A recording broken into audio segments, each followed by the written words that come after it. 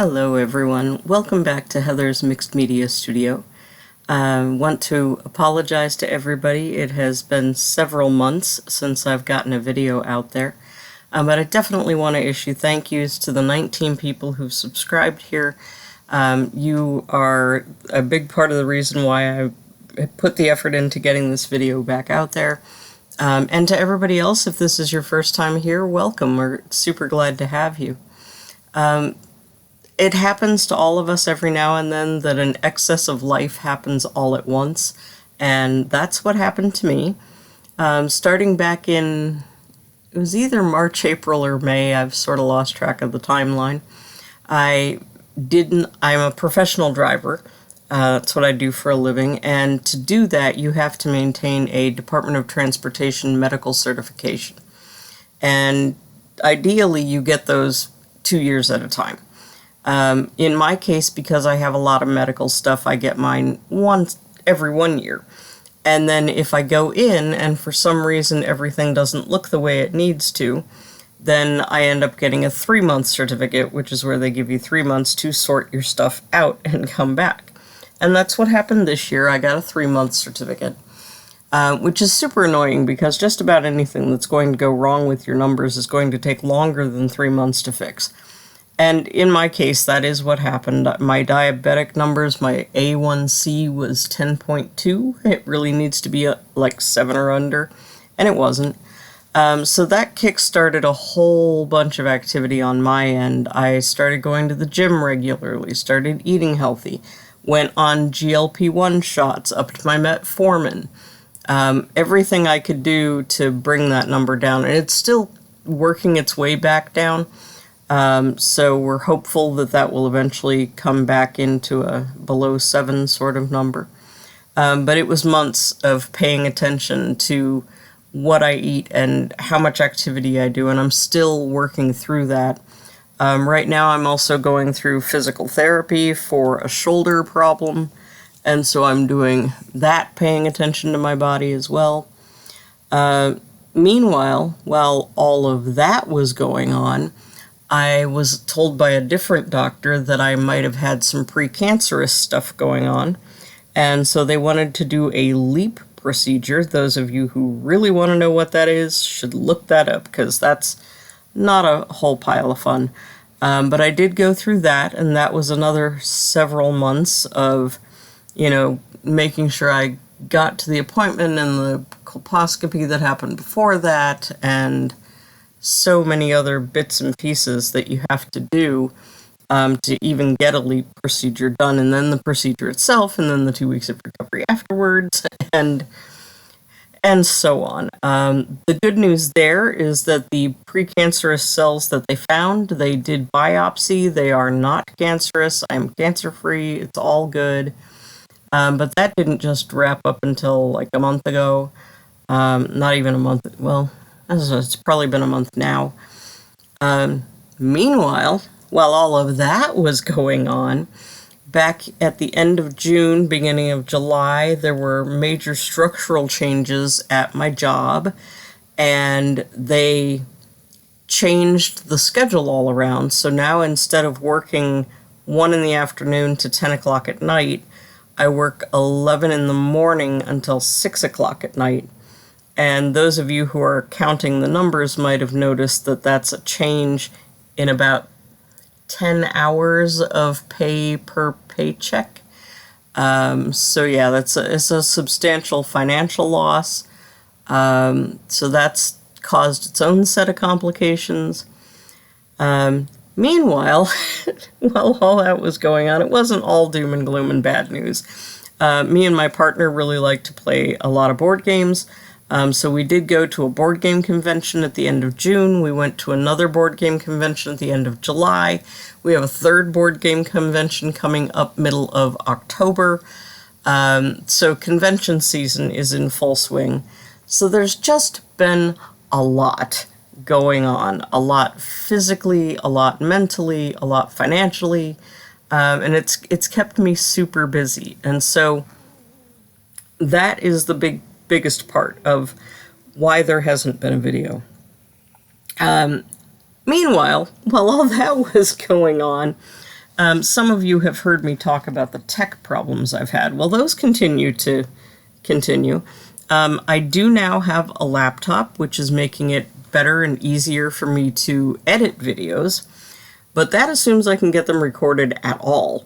The first couple of videos on this channel got done using my cell phone, and that was working out okay until I needed more apps on my phone to take care of all the physical health problems I was having, and that reduced the amount of storage space I had on my phone to record and edit videos. I used to be able to record exactly one video, edit it, then move it off my phone, upload it ultimately. And I could work with that. I had enough space to do that.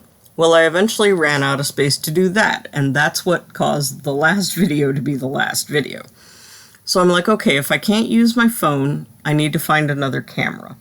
Now, I happen to own a GoPro, or it's a knockoff GoPro, I'm not that rich.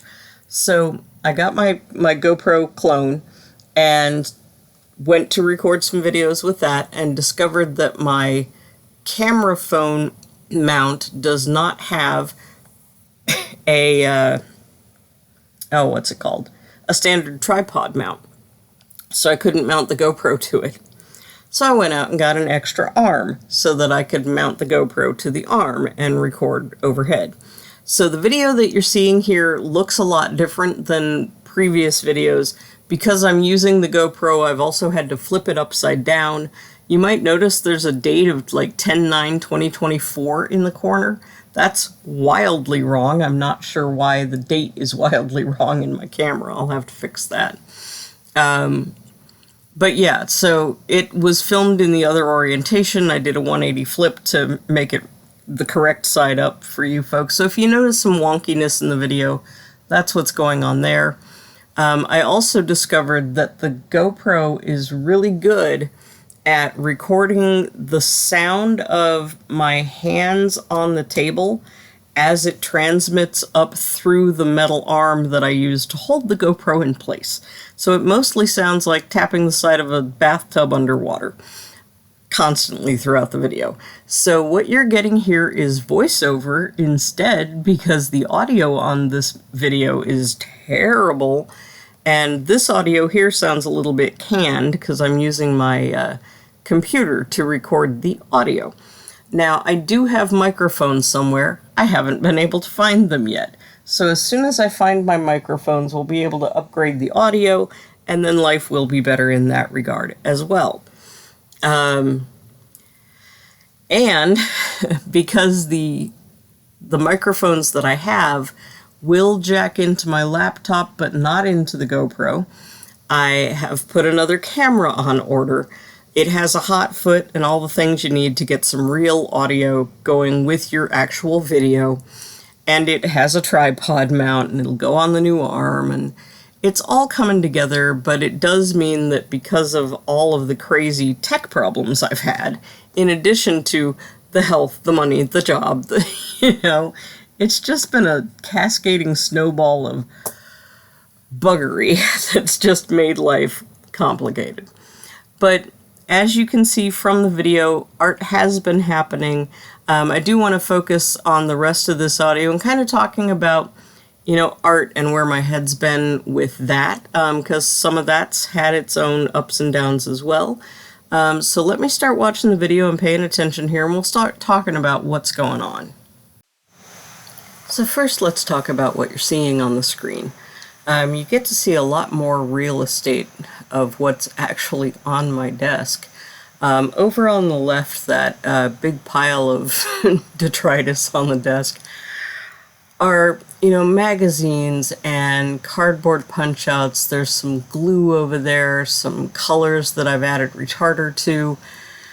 In the upper left-hand corner is my tape box. I have a cheap plastic toolbox that I covered in fabric. It looks all fancy and stuff, but it holds all of my tapes and glues and keeps them relatively contained.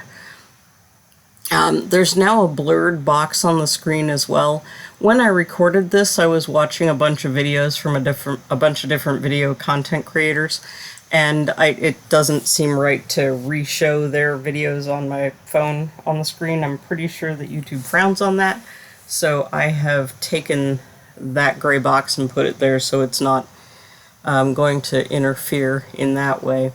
Now, just up the screen, at the edges of that box, are a series of little colored rectangles. I don't know how well you can see that they're there. I'll try and put a highlight arrow. Those are what I'm actually creating in this video here, where you see me folding up this toilet paper roll. I am making tiny little boxes out of toilet paper rolls. So you gotta watch that for a little bit. There's a box there that's got, just above that is a metal index card box with yellow, green, and blue flowers on it. This was an index card box that my mom kept on her desk for years.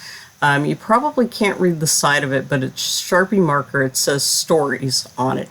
My mom used to keep her story ideas in there. She was a writer. That was her hobby, where I'm a mixed media artist. She was a writer. And so I keep that. It's one of the handful of keepsakes I kept from my mom. But that reminds me of her, so I keep that on my desk. Currently, it is full of artist trading cards. Next to that is a stack of artist trading cards that I haven't given away. And then you can see there's some glass jars there. There's a square container of isopropyl rubbing alcohol. You can't really tell that it's a white box, but it's a plastic desk organizer full of all kinds of things, including some green and red and I think it's purple cotton twine. There's a brand new box of washi tapes off to the right hand side on top of another pile of detritus. I'm not entirely sure what's in that pile. One of the things I put aside in that pile, underneath the blue bag, you can see a black bag that says Slint on it. Those are my microphones. And so I know I had them when I recorded this video, but I can't find them now. So I'm going to have to look around for that. So I did say that one of the things I wanted to talk about was my artistic existential crisis that I've been having, that also impact my willingness to film videos and also impacted how much art I did over the last 3-4 months. In looking around at all of the content creators whose work I really admire, I should say, I really like the journals that Darcy Sanders pulls together. There's another lady called Natasha who is on Treasure Books, if you ever look at her feed, and she does similar junk journals, and I adore how those journals look. I like the kind of chaos nature of them, but grunge, as it turns out, is not my aesthetic. I can create grunge all day long because I'm a really messy creator, but it's not something I aim to do deliberately, and it's not something I really want in my art. Even though it's totally valid as an aesthetic, it's not my aesthetic. Treasure Books, everything she seems to pull together is vintage and lace and also not my aesthetic. Gorgeous, but not what I want to do. And so if I'm not into grunge and I'm not into vintage, then what am I into? And trying to answer the question, what is my aesthetic, has been complicated, and I don't know that I have an answer for it. Some of that, I think, is that I'm new enough into my own artistic process that I haven't really played with every kind of aesthetic there is in the world to even know what my personal aesthetic might be or might become. But one of the things that I'm enjoying in general are the Roy G. Biv life: red, orange, yellow, green, blue, indigo, violet. And I'm not saying those are the best colors in the world. It's just that the rainbow aesthetic, if you want to call it that, is something that I have had as a part of my life for a long time. I am part of the LGBTQ community, and rainbow pride flags are a big deal in that community. And bold colors, vibrant colors, welcoming of all of the colors is a thing in that community, and it is very vivid and very bold and very vibrant. I'm sure there are pastel enthusiasts in the community, but they don't tend to be as in your face as a lot of the heavy pride forward things tend to be. And I don't know that you could call pride an aesthetic. Maybe it is. I don't know. But when I find myself making things, I always gravitate toward primary red, primary yellow, primary blue, primary green, the Crayola, the Crayola set of 8 crayons. That's kind of where my brain lives. And so I think the journey that I want to go on for the next while of making things. Okay, pause. I realize I didn't finish my sentence, but we're going to pause there for a moment. Another thing, and I want to put this here so that when I come back to that paused moment, you'll understand. I also don't like, a thing that doesn't work for me is making art just to make art, just to make me happy. Maybe someday I'll get there, but I'm not there yet. Right now, if I'm going to make a thing, I want the thing to be for someone or for some purpose or for sale. Not that I've really built up things, but I've never been the sort of crafter who crafts things just for me. I'm always crafting it to give away, to give to a friend, to sell at a sale, to, give as a present. I can't just create for myself at this point in my journey. Maybe someday I'll get there. And so it's been hard for me to do things like those of you who are part of Makers of Mixed Media Art and Artists Facebook group, it's been hard for me to do things like the color combo, the collage prompt, all of these things, because it just generates stuff. And my life doesn't need more stuff in it. But I do want to make art. I just want to make art that has a purpose and a focus and a reason for existing.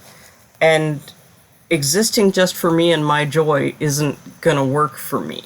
So I had to figure out, if I'm going to continue to create things and put more stuff out into the world, what am I then going to do with the vasty piles of stuff I'm creating? So to get back to that paused moment, the journey that I think I'm going to go on from here forward for as long as it takes until I complete that journey, I want to start making the kind of junk journals that Darcy and Natasha and other people who junk journal, especially for sale and profit, I want to start making those journals, but I want to do them in that rainbow aesthetic. I want to make a journal that's all red, all yellow, all green, all blue. And then I also want to make one that's a rainbow journal where every single page is just a riot of colors. And that none of them that have that vintage aesthetic and none of them that have that grunge aesthetic. But to do that, I have to, have red, yellow, green, blue, indigo, violet, purple, Roy G. Biv papers and Roy G. Biv stamps and Roy G. Biv ephemera and belly bands and tags. And I don't have any of those things. And I'm not going to go out and buy any of those things. So what I am going to do is put my energy forward into creating all of those things. I'm going to start making Roy G. Biv gel print pulls and Roy G. Biv tags and Roy G. Biv belly bands and all of the ephemera and bits and pieces that you see in all of these junk journals. So I now have a purpose, is what I'm trying to say. Is this going to be the thing that really does it for me, that works for me, that really turns everybody else on to thinking I'm the best artist in the world? Unlikely, but at least it gives me something to do, a purpose, a goal, a reason to sit down at my desk every day and create something. And furthermore, a lot of these ephemeral pieces are small enough that I can create them during downtime at my day job. So you'll get to see a bunch of that come up in the next couple of videos. This video here doesn't have any of that, but some videos that I'm making going forward will have that kind of content in it.